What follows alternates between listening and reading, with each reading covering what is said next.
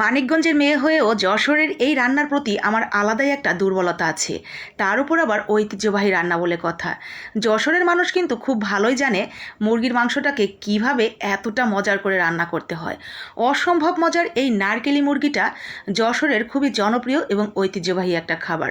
যশোরের মা বোনেরা অনেকটা মজার করে এই রান্নাটা করে থাকেন। যশোরের সমস্ত ভাই বোনদের প্রতি আমার সম্মান, শ্রদ্ধা এবং ভালোবাসা রেখে আজকে আমি তাদের অঞ্চলের এই বিখ্যাত, জনপ্রিয় এবং ঐতিহ্যবাহী নারকেলি মুরগির রান্নাটা আপনাদের সাথে শেয়ার করছি।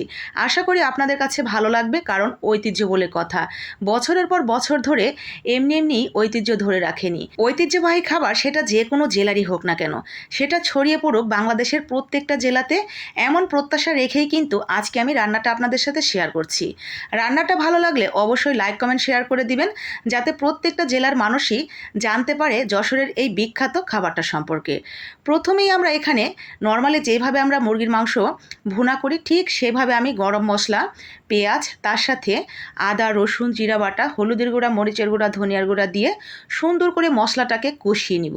এই রান্নাটা একটু ঝাল ঝাল মশলাদার করেই রান্না করতে হয়, তবেই খেতে ভালো লাগে। তবে আমার বাসায় যেহেতু ছোট ছোট বাচ্চারাও খাবে, আমি সেটা ভেবেই ঝালটা একটু সহনীয় পর্যায়ে রেখেছি। যারা ঝাল খেতে পারেন তারা কিন্তু একটু বেশি করেই ঝাল ঝাল করে রান্না করে নেবেন। কাঁচামরিচ এবং শুকনো মরিচ দুটোই দিবেন ব্যালেন্স করে। তারপরে দিয়ে দিবেন মুরগির মাংসটা। দেশি মুরগি অথবা ব্রয়লার মুরগি দুটো দিয়েই রান্না করা যাবে, তবে ঐতিহ্য বলে কথা, ঐতিহ্য ধরে রাখতে হলে কিন্তু দেশি মুরগিটাই দিতে হবে, কারণ বহু বছর আগে থেকেই দেশি মুরগিটাই এইভাবে রান্না করা হতো নারকেল দিয়ে, আর সেটাকেই বলা হতো ঐতিহ্যবাহী নারকেলি মুরগি। অসম্ভব মজার এই রান্নাটা কিন্তু যশোরের মানুষ অনেকটা মজা করে, অনেকটা যত্ন করে, ভালোবেসেই রান্না করে তাদের প্রিয় মানুষদের জন্য। মুরগিটা কষানোর সময় নারকেলটা দিয়ে দিতে হবে। নারকেলটাকে এরকম ফালি করে কেটে নিয়ে যে পেছনের যে কালো অংশটুকু থাকে সেটা ফেলে দিয়ে এইভাবেই দিয়ে দিতে হবে। নারকেল এবং মুরগির মাংসটাকে ভালোভাবে কষিয়ে নিতে হবে যতক্ষণ না পর্যন্ত খুব ভালোভাবে কষানো হয়ে যায়। আর এইখানে এক্সট্রা কোনো পানি আমি দিচ্ছি না, কারণ আমি আজকে নারকেলি মুরগিটা রান্না করছি ব্রয়লার মুরগি দিয়ে, তাই যতটুকু পানি আছে তাতেই কিন্তু হয়ে যাবে। দেশি মুরগি হলে সামান্য একটু পানি লাগতে পারে সিদ্ধ করার জন্য। তো এভাবেই আমি আস্তে আস্তে সময় নিয়ে একটু ওলটপালট করে দিয়ে রান্নাটা করে নিচ্ছি যতক্ষণ না পর্যন্ত ঠিকঠাকভাবে রান্নাটা হয়ে যাচ্ছে। আলহামদুলিল্লাহ, মাশাল্লাহ, আমার কিন্তু রান্নাটা একেবারে শেষ। আমি এরকমই মাখা মাখা করে রান্না করে নিয়েছি।